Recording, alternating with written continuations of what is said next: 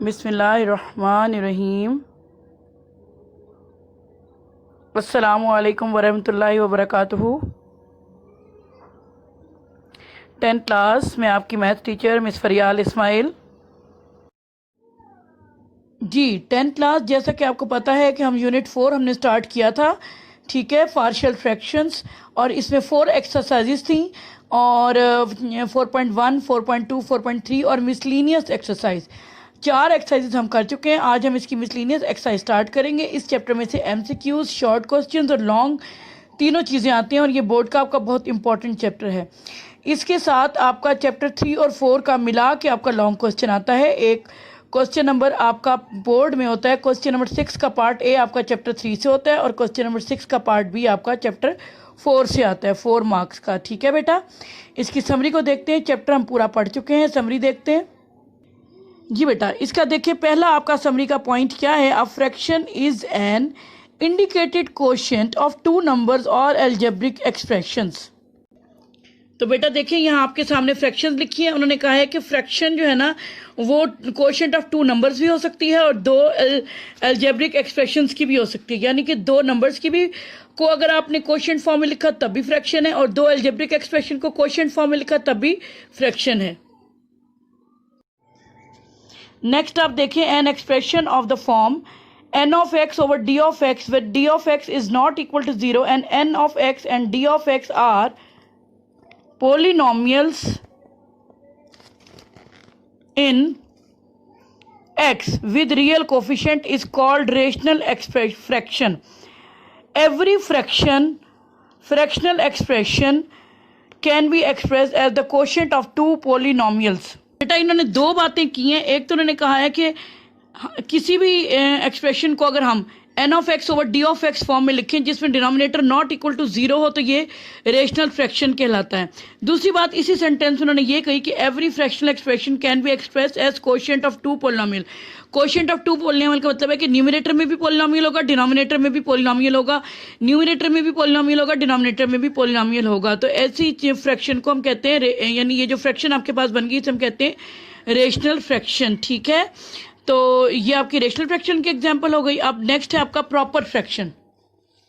देखिए बेटा, इसका क्या लिखा हुआ है। A rational fraction n of x over d of x with d of x is not equal to 0 is called a proper fraction. ठीक है, if degree of the polynomial n of x in numerator is less than the degree of the polynomial d of x in the denominator. तो proper fraction के example देखो, मैंने लिखा है 2x minus 3 over x square plus 4। Degree of numerator आपकी कितनी है 1, degree of denominator कितनी है 2। न्यूमरेटर की डिग्री लेस देन डिनोमिनेटर की डिग्री से है।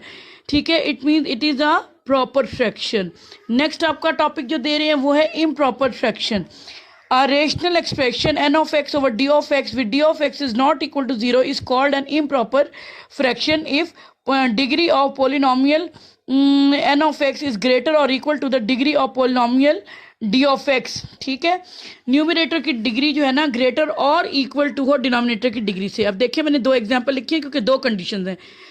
आपकी अगर न्यूमरेटर की डिग्री और डिनोमिनेटर की डिग्री इक्वल होगी तब भी इम्प्रॉपर फ्रैक्शन है। तो देखें यहाँ degree of numerator 1, degree of denominator 1, तब भी इम्प्रॉपर फ्रैक्शन है। ये भी इम्प्रॉपर फ्रैक्शन की एग्जांपल है क्योंकि देखें न्यूमरेटर में डिग्री 2, डिनोमिनेटर में भी डिग्री 2, ये भी इम्प्रॉपर फ्रैक्शन की एग्जांपल है।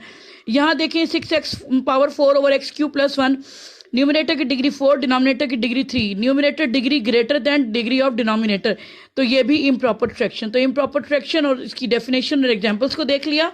नेक्स्ट आपके पास है partial fractions. Decomposition of resultant fraction n of x over d of x with d of x is not equal to 0। इसमें बच्चे ये भी याद रखें कि जो डीकम्पोजिशन ऑफ रिजल्टेंट फ्रैक्शन है, ये जो आपकी मेन फ्रैक्शन है इसको रिजल्टेंट फ्रैक्शन कह रहे हैं। इसको पार्ट्स में करना, डीकम्पोजिशन यानी इसके पार्ट्स बना देना, ये कहलाता है पार्शियल फ्रैक्शन। ठीक है, जिसमें डिनोमिनेटर का नॉट इक्वल टू 0 होना जरूरी है। इसमें 4 कंडीशंस हैं। पहली कंडीशन क्या है कि d of x consist of non repeated linear factors.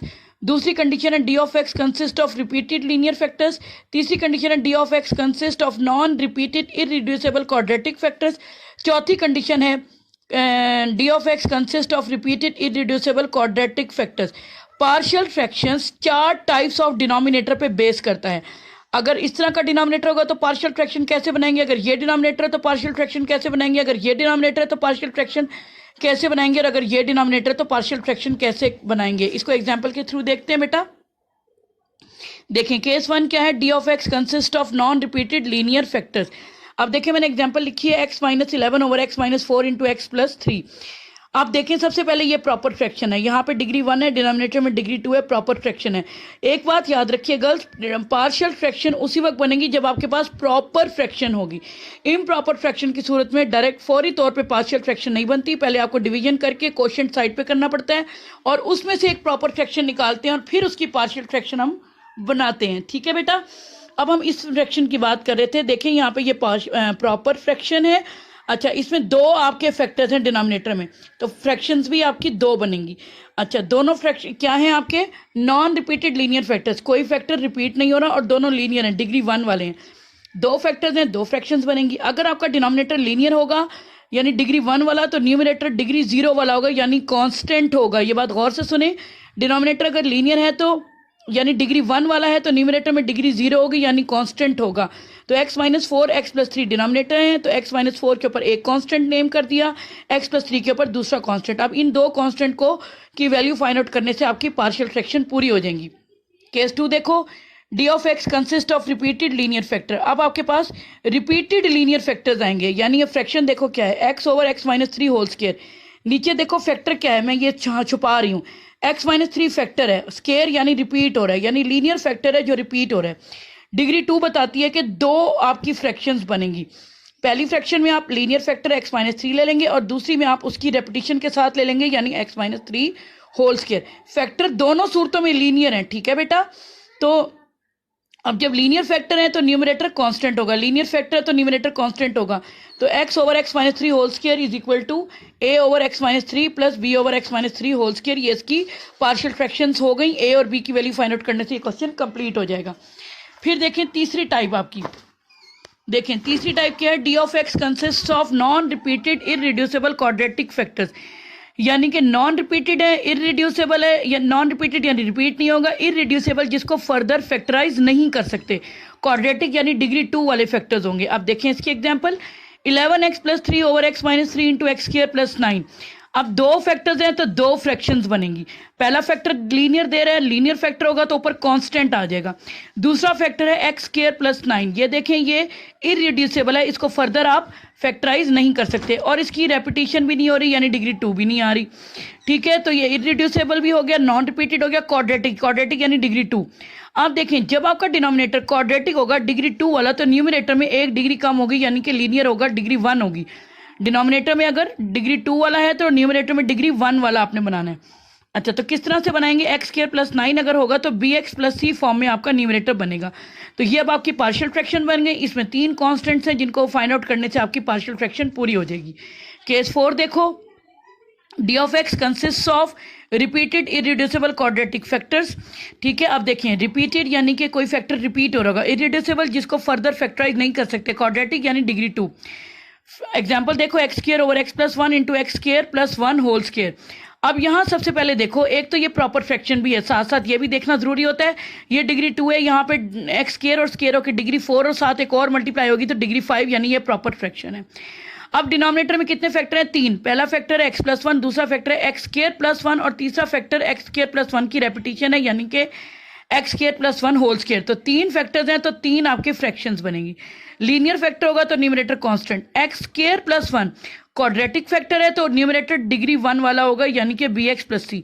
Repeat हो रहा है तो आपकी तीसरी फ्रैक्शन में रेपिटेशन वाला जो डिग्री 2 वाला आपने डिनोमिनेटर लेना है और न्यूमरेटर वही लीनियर फॉर्म में यानी डी एक्स प्लस ई। ये याद रखिए, अगर ए यहाँ लिया तो यहाँ बी और सी कांस्टेंट ले लेंगे और यहाँ डी और ई ले लेंगे। ठीक है, आप चाहें तो नेम तब्दील भी कर सकते हैं लेकिन ज़्यादातर हम लेते हैं A B C D E form में। और दूसरा कांस्टेंट लेते हुए आपने कैपिटल वैल्यूज़ लेनी है, यानी कैपिटल अल्फ़ाबेट लेना है, capital A, capital B, capital C, capital D और कैपिटल ई। ठीक है बेटा, इस तरह से ये आपकी पार्शियल फ्रैक्शन हो गई रिपीटेड इररिड्यूसिबल क्वाड्रेटिक फॉर्म में। ठीक है बेटा जी, अब एक्सरसाइज स्टार्ट करते हैं। रजिस्टर्स को रेडी कर लें, हम एक्सरसाइज स्टार्ट करते हैं, miscellaneous exercise 4। Thank you so much बेटा, अपना फीडबैक दीजिएगा। अस्सलाम वालेकुम।